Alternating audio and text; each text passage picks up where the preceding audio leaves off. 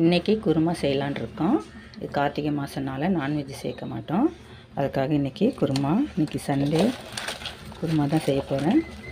அதுக்கு கொஞ்சம் எண்ணெய் ஊற்றிக்கோங்க. எண்ணெய் ஊற்றிட்டு இந்த பட்டை லவங்கம் அந்த ஸ்பைசஸ்லாம் கொஞ்சம் ஆட் பண்ணிக்கலாம்.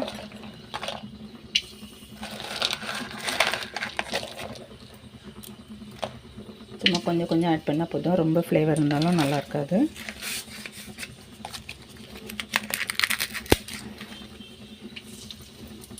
இது கூட வெங்காயம்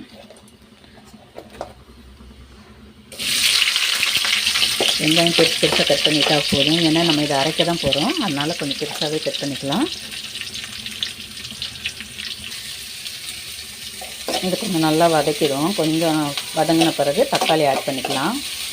இன்றைக்கி இது நாங்கள் சப்பாத்திக்கும் தொட்டுக்க போகிறோம். மதியம் சமையலுக்கும் அதுதான்.